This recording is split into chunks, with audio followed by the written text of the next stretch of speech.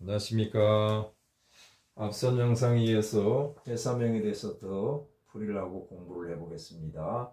화천대유입니다. 화천대유의 주역적인 풀이는 완전히 배제시키고요. 오로지 성명학적인 풀이만 하는 겁니다. 그래서 숫자를 뽑아서 전혀 새로운 개가 나오는데 이것을 가지고 육교 풀이도 하는 겁니다. 지난 영상에서는 제갈공명에 대해서 제가 풀이를 했죠. 제갈량인데 제갈공명이라고 많이 불리니까 그 자가 그분에게 특화된 어떤 회사명이 되고 상호가 되는 것처럼 작용을 하기 시작합니다. 그래서 그 풀이를 해서 수리적으로 봐도 그렇고 또 육교를 세워서 죽는 해까지 우리가 알아낼 수 있다 이거죠. 자, 그렇다면 이 화천대유는 화천을 성씨로 보고요. 대유를 이름으로 보자 이겁니다. 화계와 천계가 만나서 대유라는 아이를 생산해냈다 이겁니다. 자, 화는 사, 천도 사니까 팔액이 나오는데 이 팔액이 그냥 한마디로 말해서 우리나라 성씨 김씨다 이렇게 보고 김대유다 이렇게 보셔도 됩니다.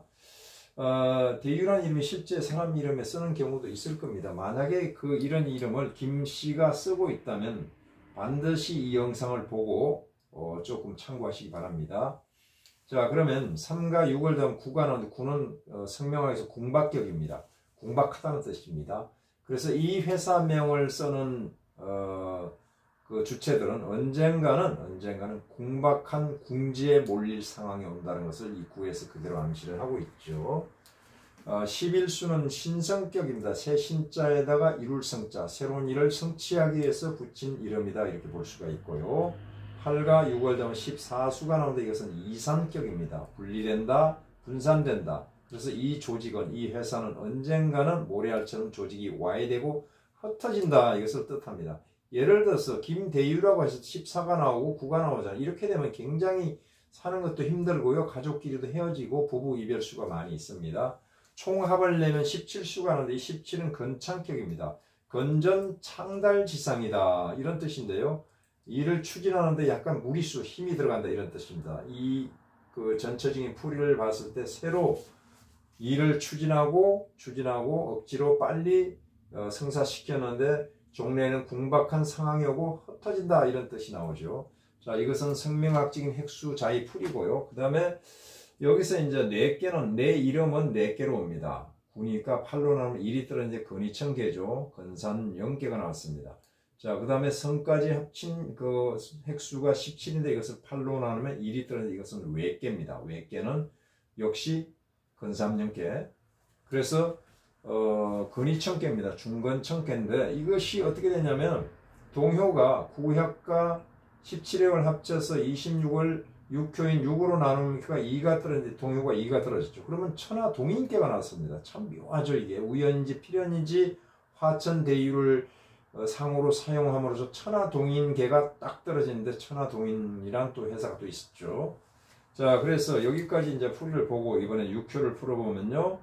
자, 세인 주체가 맨 꼭대기 6효에 앉아있네. 이것은 주역적으로 보면 너무 높이 올라가는 항룡입니다. 항룡유해. 너무 높이 올라가서 일을 너무 저질러 놔서 반드시 후회함이 있으리라 이런 뜻이죠. 자, 이것은 대유계에서 나온 거 아닙니다. 대유라는 상호. 전혀 개를 무시하고 핵수에서 나온 겁니다. 그래서 6효 성명풀인데요. 자, 문서가 있으니까 어떤가요? 이것은 일을 추진하는 거죠. 나에게도 있고 그 대상에도 있다 이겁니다. 충돌하고 있죠. 이것은 뭡니까? 대장동 주민입니다. 진술충을 하고 있다. 좌우충, 인신충, 진술충을 하고 있다. 이 6충계는요. 모든 일이 다 성사가 되더라도 조금 좀 거칠게 좋지 않게 끝납니다. 자, 그런데다가 문서가 여기저기 흩어져 있으니까 이 문서를 다 취합했는데 여기 새가 어디 있습니까? 6효 맨 밖에 있으니까 외국에 가서 일을 추진했다 이런 것을 풀이가 할 수 있습니다. 풀이가 될 수 있습니다. 술토에 앉아있으면 술연이나 술달에 이런 것을 추진했다는 것을 볼 수가 있고요. 그 다음에 2효에서 제효가 제가 돈이 발동했으니까 결국은 이 괴는 뭡니까? 돈을 목적으로 하는 그런 회사명이 된 거죠. 어떤 회사가 뭐 영리를 추구하지 않는 회사가 어디 있나마는 제가동에서 문서를 화출했다는 것은 문서를 극하겠다는 얘기인데 이런 경우는 이런 일이 있습니다. 내가 문서를 두고 있는데 제가동에서 그걸 하고 들어오면요. 큰 돈벼락을 맞습니다. 내가 힘이 있을 때. 그러나 세월이 흐르고 시간이 지나면 내가 힘이 없을 때는 돈으로 인해서 화를 당하게 됩니다. 그것을 그대로 보여주는 것이 올해 신축년이죠. 신축년인데 이 축토가 가서 어디를 틀어막냐면 자수를 그냥 합으로 극해버립니다. 그 자수가 복이 멈췄어요. 그 자수가 재를 생해주지 못합니다. 그런데 재가 동해가지고 일단은 여기를 그걸 하고 있습니다만은 축토를 하출됐으니까 축년에 뭔가 문제를 일으킬 소지가 굉장히 높은 개로 나왔죠. 그리고 올해가 신축년이죠. 2021년이요. 올해 문제가 딱 생겼다 이겁니다.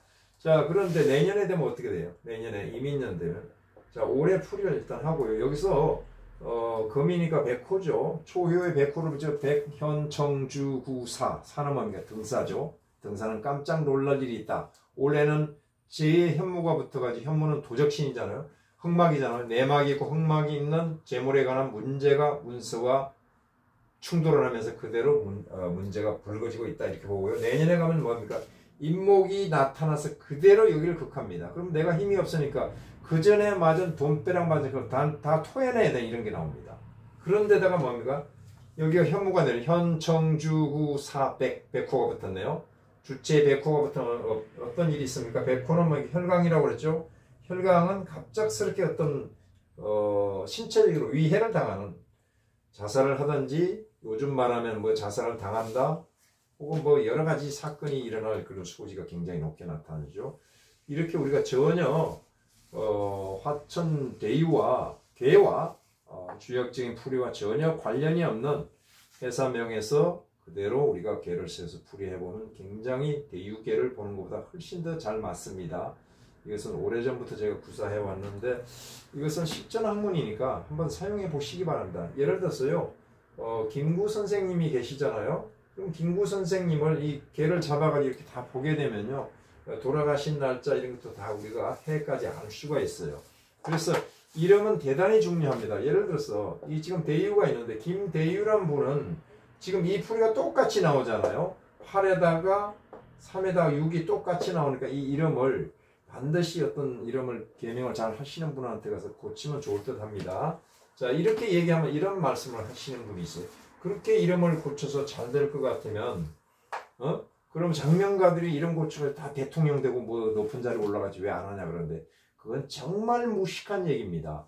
사주에 명이 있습니다. 명은 명을 뭐라고 표현합니까? 우리가 격국이라고 그러잖아요. 이 격국이 있는데 격국을 결코 우리가 인간이 넘어설 수는 없어요.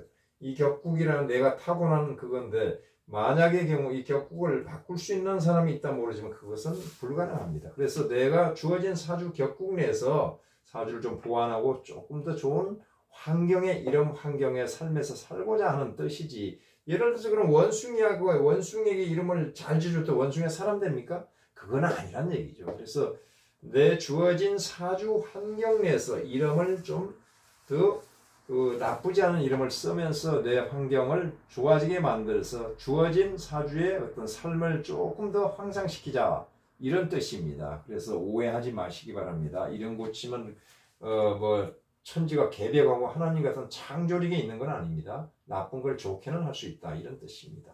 자, 감사합니다. 다음 시간에는 천하동인계에 대해서 천하동인계가 아니라 회사명에 대해서 한번 풀이를 해보겠습니다. 여기까지입니다.